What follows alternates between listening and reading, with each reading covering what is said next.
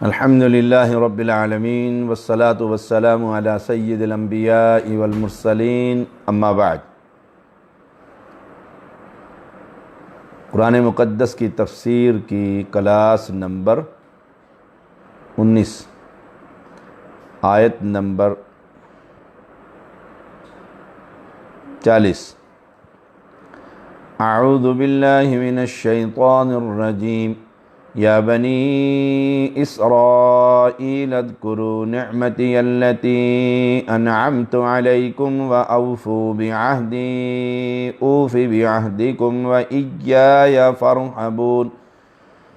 اے بنی اسرائیل، میری نعمت یاد کرو جو میں نے تم پر انعام کی، اور تم میرا عہد پورا کرو، میں تمہارا عہد پورا کروں گا، اور صرف مجھ ہی سے ڈرو۔ رسول اللہ صلی اللہ علیہ وسلم کے زمانے میں بنی اسرائیل کو یہ چیزیں یاد دلائی گئی، حالانکہ یہ سب کچھ بنی اسرائیل پر گزرا تھا، ان کے بزرگوں پر انعام اور ان پر بھی انعام تھا، اور اب بھی اپنے بزرگوں کی بد عادتوں میں ان کے نقش قدم پر بنی اسرائیل چل رہے تھے۔ آپ کے زمانے میں جو موجود بنی اسرائیل تھے ان کی بدعمالیوں کا بھی ذکر فرمایا۔ رسول اللہ صلی اللہ علیہ وسلم کو پہچاننے کے باوجود کفر، جیسے دو بھائی جنہوں نے رسول اللہ صلی اللہ علیہ وسلم کو دیکھا آ کر، چھوٹے بھائی نے بڑے سے پوچھا کیا خیال ہے؟ کہا سچا نبی ہے۔ کیا پروگرام ہے؟ کہا جب تک زندہ رہوں گا مخالفت کرتا رہوں گا۔ سبحان اللہ، کتاب اللہ میں تعریف، تبدیل کرنے والے اللہ کی آیات کو۔ من کان عدوا لجبریل فإنہ نزلہ علی عبد، جبریل امین سے دشمنی اور جادو کا کھیل تماشا، ایک دوسروں کے قتل و غارت۔ سبحان اللہ۔ فرمایا یا بنی اسرائیل اذکروا نعمتی التی انعمت علیکم واوفوا بعہدی، میرا عہد پورا کرو، میرا عہد پورا کرو، میں تمہارا عہد پورا کروں گا۔ سورۃ مائدہ آیت نمبر 12۔ وَلَقَدْ أَخَذَ اللَّهُ مِيثَاقَ بَنِي إِسْرَائِيلَ وَبَعَثْنَا مِنْهُمُ 12 نَقِيبًا وقال الله إني معكم لئن أقمتم الصلاة وآتيتم الزكاة وآمنتم برسلي وعزرتموهم وأقرضتم الله قرضا حسنا لأكفرن عنكم سيئاتكم ولأدخلنكم جنات تجري من تحتها الأنهار فمن كفر بعد ذلك منكم فقد ضل سواء السبيل۔ اللہ تعالیٰ نے بنی اسرائیل سے عہد و پیمان لیا، یہ سے لیا، اور انہیں قیام حق اور شہادت عدل کا حکم دیا، اور انہیں وہ انعامات یاد کرائے جو ان پر ظاہراً اور باطن اور بالخصوص یہ بات کہ انہیں حق کے راستے پر چلنے کی توفیق عطا فرمائی، اللہ کی توفیق ہے۔ تو اب اس مقام پر اس عہد کا ذکر فرمایا جا رہا ہے جو بنی اسرائیل سے لیا گیا اور جس میں وہ ناکام رہے، گویا بالواسطہ مسلمانوں کو تنبیہ کہ تم بھی کہیں بنی اسرائیل کی طرح عہد و میثاق کو پامال کرنا شروع نہ کر دینا، اور انہی میں سے 12 سردار 10 نقیبہ ہم نے مقرر فرمائے۔ یہ اس وقت کا واقعہ جب موسیٰ علیہ السلام قتال کے لیے تیار ہوئے تو انہوں نے اپنی قوم کے 12 قبیلوں پر 12 نقیب مقرر فرما دیے تاکہ وہ انہیں جنگ کے لیے تیار کریں، ان کی قیادت کریں، انتظامات کریں، معاملات سنبھالیں۔ اور اللہ تعالیٰ نے فرمایا یقیناً میں تمہارے ساتھ ہوں اگر تم نماز قائم رکھو گے، زکوٰۃ دیتے رہو گے، میرے رسولوں کو مانتے رہو گے۔ یہ وہ عہد ہے۔ اوفو بعہدی، نماز، نمبر 2 زکوٰۃ، نمبر 3 رسولوں کو ماننا، نمبر 4 ان کی مدد کرنا، ان کی مدد کرتے رہو گے۔ نمبر 5، اللہ تعالیٰ کو بہتر قرض دیتے رہو گے تو یقیناً اب انعامات ہیں۔ یہ 5 کام، وَأَوْفُوا بِعَہْدِی، اب اللہ کیا فرما رہا ہے؟ اوفی بعہدکم، میں اپنا عہد پورا کروں گا، تم سے تمہاری برائیاں دور کر دوں۔ اللہ اکبر، تم سے تمہاری برائیاں دور، اور تمہیں ان جنتوں میں لے جاؤں گا جن کے نیچے چشمے بہہ رہے ہیں۔ اب اس عہد و پیمان کے بعد بھی تم میں سے جو انکاری ہو جائے وہ یقیناً راہ راست سے بھٹک گیا۔ سبحان اللہ۔ یہ ہے اوفو بعہدی، نماز قائم کرنا۔ ان کو یاد دلایا جا رہا ہے اور تنبیہ امت محمدیہ کو ہو کہ نماز تم بھی اور زکوٰۃ بھی اور محمد صلی اللہ علیہ وسلم پر ایمان اور ان کی مدد بھی اور قرض حسنہ بھی، تمہیں بھی جنتیں ملیں گی۔ اور آج امت محمدیہ کی اکثریت نماز، زکوٰۃ اور پھر فرقے نبی کو چھوڑ کر اپنے امتی امام کے نام پر جماعتیں، سبحان اللہ۔ وَإِيَّایَ فَارْحَبُونِ، خاص مجھ ہی سے ڈرو۔ وَآمِنُوا بِمَا أَنزَلْتُ مُصَدِّقًا لِمَا مَعَكُمْ وَلَا تَكُونُوا أَوَّلَ كَافِرٍ بِهِ وَلَا تَشْتَرُوا بِآيَاتِي ثَمَنًا قَلِيلًا وَإِيَّایَ فَاتَّقُونِ، اور اس پر ایمان لاؤ جو میں نے اتارا، اس کی تصدیق کرنے والا جو تمہارے پاس، اور تم سب سے پہلے اس سے کفر کرنے والے نہ بنو، اور میری آیات کے بدلے تھوڑی قیمت مت لو، اور صرف مجھ ہی سے ڈرو، صرف مجھ ہی سے ڈرو۔ وَلَا تَلْبِسُوا الْحَقَّ بِالْبَاطِلِ، اور حق کو باطل کے ساتھ خلط ملط نہ کرو۔ وَتَكْتُمُوا الْحَقَّ وَأَنْتُمْ تَعْلَمُونَ، اور نہ حق کو چھپاؤ جبکہ تم جانتے ہو۔ سب سے پہلے کافر، اول کافر، تم جانتے ہو یہ اللہ کے رسول ہیں صلی اللہ علیہ وسلم۔ اللہ اکبر، تمہیں تو سب سے پہلے ایمان لانا چاہیے تھا۔ تمہاری تورات کے اندر اللہ کے پیغمبر علیہ السلام کی ایک ایک صفات کثرت سے ذکر ہے، نشانیاں موجود ہیں، اور تم پہچان بھی چکے ہو، اور اس کے ساتھ تم جب کفر کرتے ہو تو اول کافرین بھی، تم پہلے کافر جو جانتے بوجھتے ہوئے کفر کر رہے ہو۔ اپنے آپ پر یہ ظلم نہ کرو۔ اس سے پہلے مشرکین مکہ نے جو کفر کیا تھا وہ جہالت کی وجہ سے تھا، وہ جانتے ہی نہیں تھے یہ نبی ہے، وہ تو حیران تھے کہ انسان ہو کر اور نبی بن سکتا ہے، اور تم تو جانتے ہو، پڑھتے ہو، تورات میں لکھا ہوا ہے سب چیزیں۔ ہاں،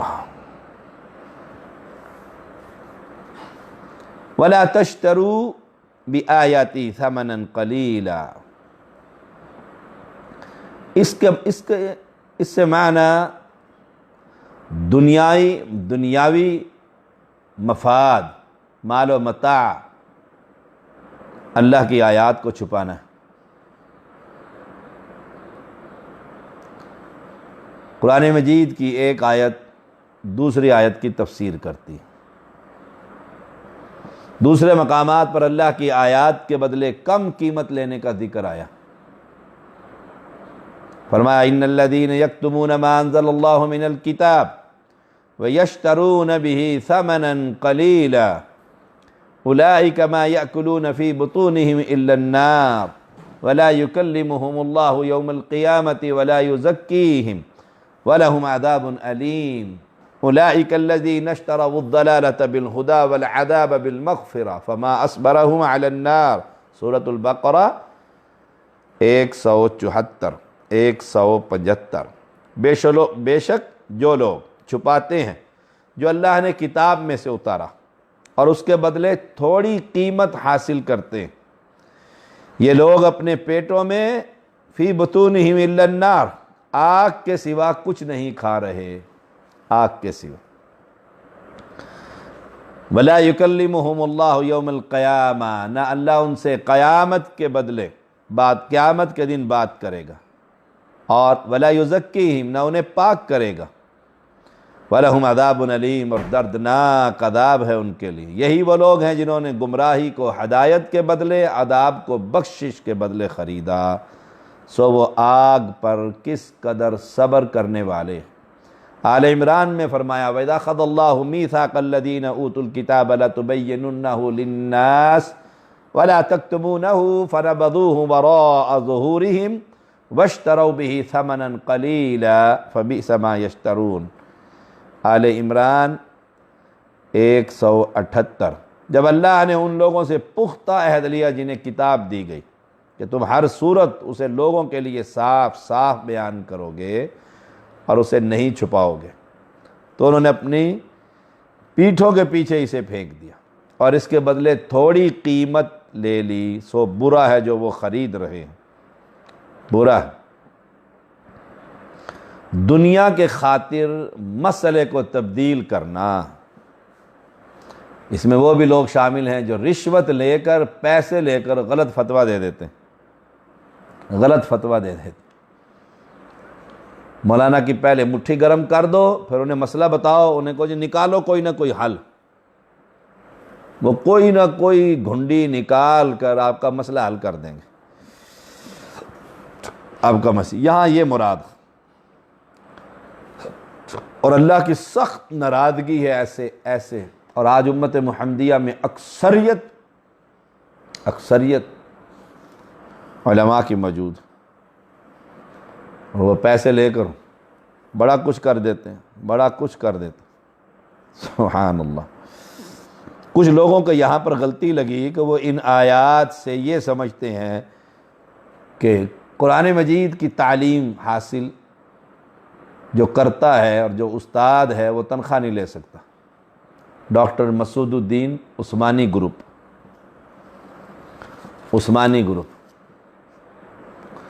وہ یہ سمجھتے ہیں، اور اس آیت کو ان کا جاہل ہمیشہ یاد رکھتا ہے۔ دیکھو جی وَلَا تَشْتَرُوا بِآيَاتِي ثَمَنًا قَلِيلًا، سبحان اللہ۔ رسول اللہ صلی اللہ علیہ وسلم کا فرمان ہے إِنَّ أَحَقَّ مَا أَخَذْتُمْ عَلَيْهِ أَجْرًا كِتَابُ اللَّهِ، صحیح بخاری 5738۔ سب سے زیادہ حق چیز جس پر تم اجرت لو، اللہ کی کتاب، اللہ کی کتاب۔ سب سے زیادہ حق چیز جس پر تم اجرت لو وہ اللہ کی کتاب، سبحان اللہ۔ لوگ کہتے ہیں کہ اس سے مراد دم کی اجرت ہے، جو دم کرتے ہیں۔ کچھ تو کہتے ہیں دم کے بھی پیسے، دم کرتے ہیں اور پھر فیس، سبحان اللہ۔ رسول اللہ صلی اللہ علیہ وسلم کے پاس ایک شخص آیا نکاح کے لیے، اور آپ نے پوچھا لاؤ کوئی حق مہر، وہ گیا بیچارہ اور ڈھونڈتا رہا، کوئی انگوٹھی، کوئی لوہے کا کڑا، کوئی شے نہ ملی۔ آپ صلی اللہ علیہ وسلم نے فرمایا صورتیں یاد ہیں جی، فلاں فلاں یاد ہیں، فرمایا چند صورتوں کی تعلیم کے بدلے اس عورت سے تمہارا میں نے نکاح کر دیا۔ صحیح بخاری 5149۔ سبحان اللہ۔ چند صورتیں جو آپ کو یاد ہیں وہ آپ نے اپنی زوجہ محترمہ کو سکھا دینی، یہ حق مہر ہے اس کا، اس تعلیم کے بدلے۔ تو قرآن مجید پر جو اجرت ہے، قراء حضرات جو مدرس ہیں مدارس میں، یا علماء یا محدثین، ان کے لیے یہ بڑی طیب اور پاکیدہ اور حلال اجرت ہے، بہترین اجرت ہے۔ اس کا وَلَا تَشْتَرُوا بِآيَاتِي ثَمَنًا قَلِيلًا سے کوئی تعلق نہیں۔ ثَمَنًا قَلِيلًا تھوڑی قیمت لے لو، مطلب یہ ہے کہ معنی یعنی اللہ کیا فرمانا چاہتا ہے، اس کا یہ مطلب نہیں ثَمَنًا قَلِيلًا تھوڑی لیتے ہو زیادہ لے لو، نہیں۔ اس کا مطلب یہ اگر پوری دنیا بھی تمہیں مل جائے قرآن مقدس کی آیات کے بدلے تو وہ بھی متاع قلیل، قل متاع الدنیا قلیل۔ ایک بالش کی جگہ جنت میں خیر من الدنیا وما فیہا، جو کچھ دنیا میں ہے اور دنیا کا عیش و آرام ان سب سے بہتر۔ دنیا کا تو قلیل متاع جو ہے بہت تھوڑا، بہت تھوڑا. اور متاع کی تعریف جو ہے، ایک تلاش کرتے ہوئے نکلے ایک شخص کہ اصل معنی اس کا تلاش کروں. قل متاع الدنیا قلیل. متاع کسے کہتے ہیں؟ فائدہ، متاع. تو وہ دیہاتوں میں گئے کہ تاکہ دیہاتی ہیں ان سے پتہ لگے اس لغت میں اس کا معنی کیا بنے گا، صحیح معنی. تو ایک جگہ سے گزر رہے تھے تو ایک عورت نے اپنی بیٹی کو آواز دی کہ میرا متاع مجھے دو، میرا متاع مجھے دو. تو انہوں نے دیکھا تو وہ متاع اس بیٹی نے جو اپنی ماں کو دیا تو وہ کپڑے تھے پرانے اور بوسیدہ. وہ متاع، وہ کپڑے تھے جو حیض کے دوران عورت استعمال کرتی ہے اور پھر اسے پھینک دیتی ہے. تو وہاں سے انہوں نے یہ متاع کا معنی پھر اپنی کتاب میں لکھا. قل متاع الدنیا قلیل. تو عورت 7 دن استعمال کرتی ہے، روز پیڈ استعمال کر کے پھینک دیتی ہے. تو یہ ہے دنیا کی حیثیت جس کے خاطر ہم آخرت کو بھلا بیٹھے. سبحان اللہ، سبحان اللہ. وَلَا تَلْبِسُوا الْحَقَّ بِالْبَاطِلِ وَتَكْتُمُوا الْحَقَّ وَأَنْتُمْ تَعْلَمُونَ. حق و باطل کے ساتھ خلط ملط نہ کرو، نہ حق کو چھپاؤ. یہ بیماری آج بہت زیادہ ہے. حق بات جانتا ہے تبدیل کر دے گا اس کو. وہ ہمارے ملک خالد صاحب اللہ انہیں استقامت دے، میری مسجد میں آنے لگے تو توحید کی باتیں سنی تو عقیدہ سنور گیا. پھر جب نماز کی گفتگو سنی تو پریشان ہو گئے. وہ صحیح بخاری کی حدیث اٹھا کر گھر لے گئے. ان کی اپنی مسجد ہے گولڈے میں، اپنا مولوی، خود تنخواہیں دیتے ہیں. انہوں نے جا کر کہا کہ یہ حدیث ذرا پڑھ کر سنائیں. تو جب مولانا نے پڑھی نا تو آدھی پڑھی اور آدھی چھوڑ دی. ان سے پوچھا بھی آگے پڑھو، اگا نہیں پڑھنی.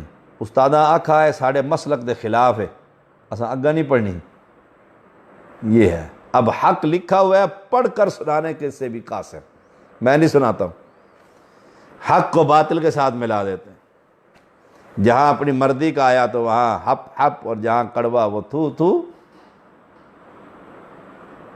اور آج کی امت میں ان کے علماء میں کثرت سے یہ بیماری موجود ہے. انہیں خبر ہے کہ حق کیا ہے، انہیں خبر ہے.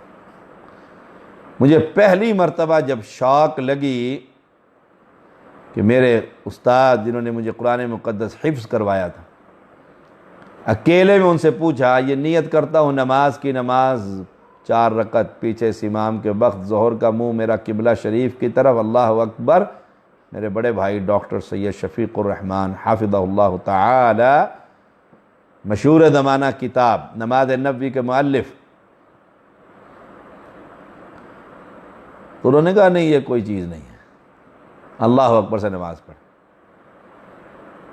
تو مجھے میرے بھائی نے کہا دیکھو تمہارے استاد کہہ رہے ہیں. تو ہم تو نیت کرتے تھے. میں بڑا پریشان ہوں. ایک صوبے دار تھے یاسین، وہ ظہر کے وقت قرآن مجید سیکھنے آتے تھے، ریٹائرڈ ہو گئے. ظہر پر جب وہ آئے تو انہوں نے کہا صوبے دار صاحب استاد جی فرماتے ہیں کہ نیت کوئی چیز نہیں. صوبے دار، اب وہ صوبے دار تھا فوجی ریٹائرڈ، اس نے کہا حافظ صاحب نیت. انہوں نے کہا نیت کے بغیر نماز ہی نہیں ہوتی. فجر پہ کہا نیت کوئی ضروری نہیں ہے، الفاظ سب ایسے ہی ہیں. اور ظہر پہ جب ان کا اپنا بندہ آ گیا تو کہنے لگے جی نیت یہ تو ایسے مارتا، میں نے تو نہیں کہا. بس مجھے پہلی دفعہ تکلیف ہوئی کہ مسئلہ کوئی خراب ہے جو میرے جھکاؤ کا باعث بنا. تو یہ حق اور باطل کو آپ اس میں مت ملائیے. اب صحیح مسلم کی حدیث رفع الیدین نہ کرنے پر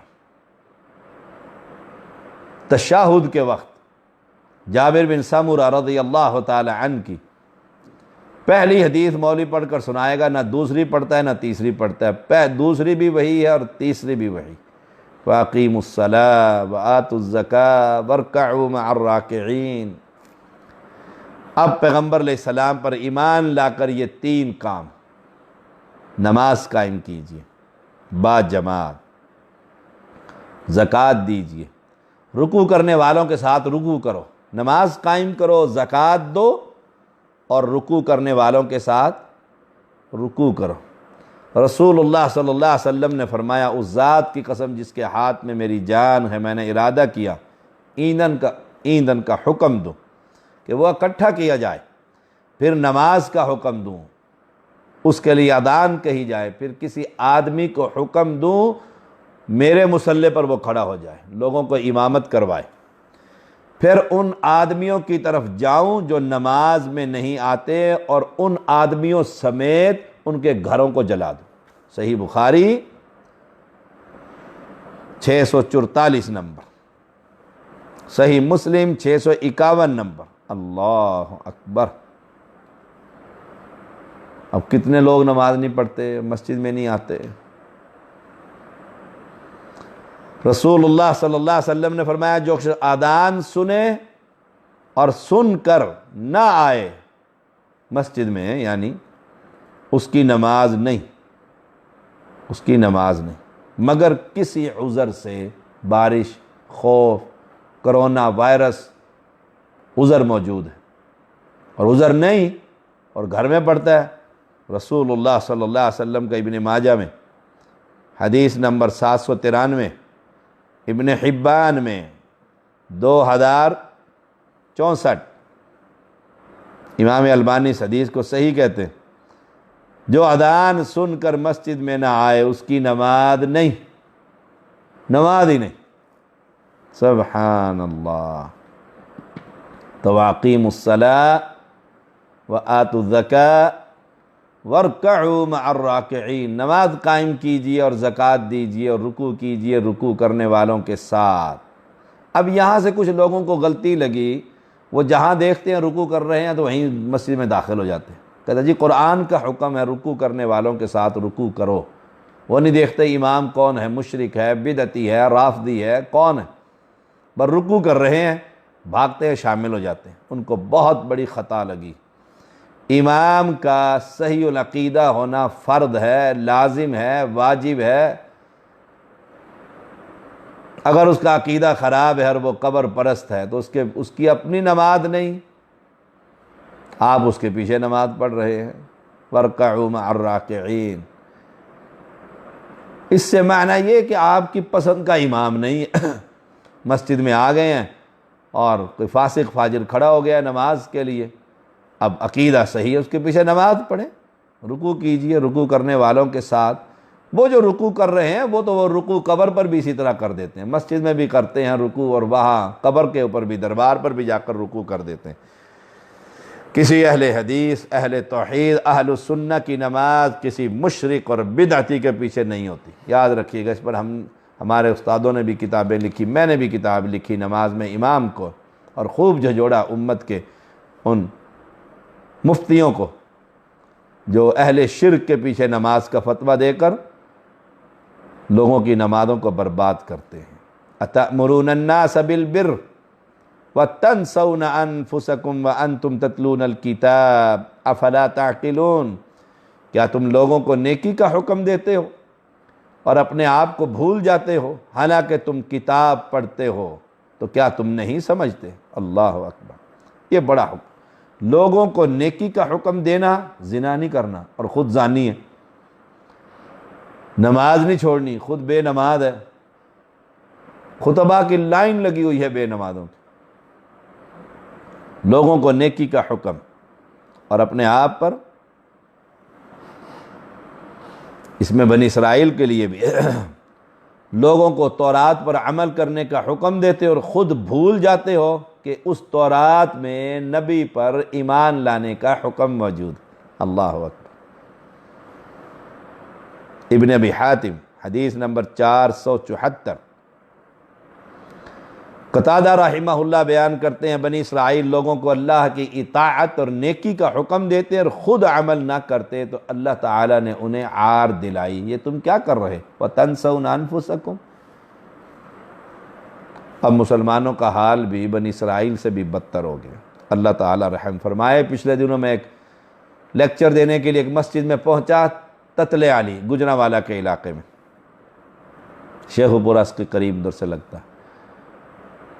تو وہاں کے P H D doctor P H D کر رہے تھے، خطیب تھے، انہوں نے کہا شاہ صاحب فلاں خطیب اس مسجد میں درس دینے کے لیے ہم نے بلایا، نماز کا وقت ہوا، ہم نے کہا یہ نماز کا جائے آپ پڑھ کر آئیں۔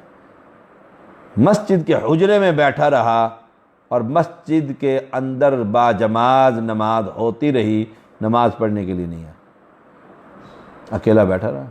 کل جاؤ آپ پڑھو، اور جب نماز ہو گئی پھر تلاوت ہوئی، پھر نظم، پھر حمد، پھر فلاں، پھر فلاں، اور پھر علامت الدہر خطبہ دینے کے لیے پہنچ گئے مسجد میں۔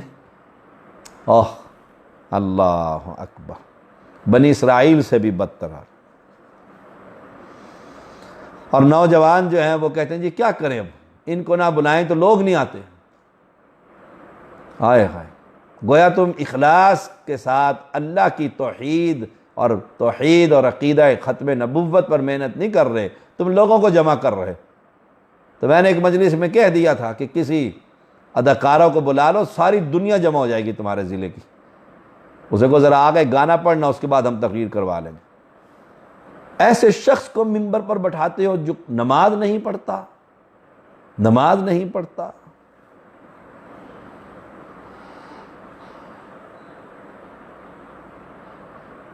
جو شخص دعوت دے کر لوگوں کو دعوت دے، نماز پڑھو اور رلائے اور فکر آخرت پر خطبہ دے اور خود مہینوں مہینوں سجدہ نہ کرے، سخت ترین سزا ہے۔ لیکن یہ بھی نہ جانیں، بھول میں نہ رہیں کہ جی میں عمل نہیں کرتا، میں دوسروں کو نیکی کا حکم نہ دوں، نیکی کا حکم دو، نیکی کا حکم دے۔ کیا خبر اسی سے تجھے حیا آ جائے اور تم نیکی کرنے لگ جاؤ۔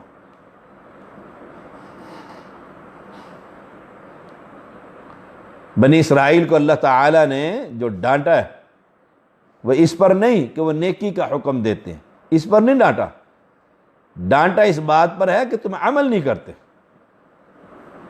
نیکی کے حکم دینے سے منع نہیں کیا کہ جو عمل نہیں کرتا وہ نیکی کا حکم ہی نہ دے، نیکی کا حکم دے گا۔ رسول اللہ صلی اللہ علیہ وسلم نے فرمایا قیامت کے دن ایک آدمی کو لایا جائے گا، اسے جہنم میں ڈال دیا جائے گا اور اس کی انتڑیاں آگ میں نکل کر ڈھیر ہو جائیں گی، اوہ، اور وہ اپنے انتڑیوں کے ارد گرد گھومے گا، یہ ساری انتڑیاں جیسے گدھا اپنی چکی کے گرد گھومتا ہے۔ آگ، جہنم، پھر اس کی انتڑیاں باہر اور وہ چکر کاٹ رہے ہیں۔ جہنمیوں سے پوچھیں گے تیرا کیا معاملہ ہے، تو ہمیں تو نیکی کا حکم دیتا تھا، تیرا کیا بنا؟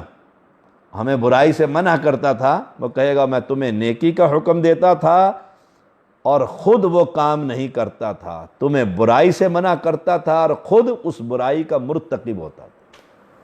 صحیح بخاری حدیث نمبر 3267 تو اتأمرون الناس بالبر وتنسون انفسکم وانتم تتلون الکتاب، کہ قرآن پڑھنے والا، تورات پڑھنے والا، حدیث پڑھنے والا پڑھنے کے باوجود پھر بربادی کے راستے پر۔ افلا تعقلون، کیا تم نہیں سمجھتے؟ آخر دعوانا ان الحمد للہ رب العالمین۔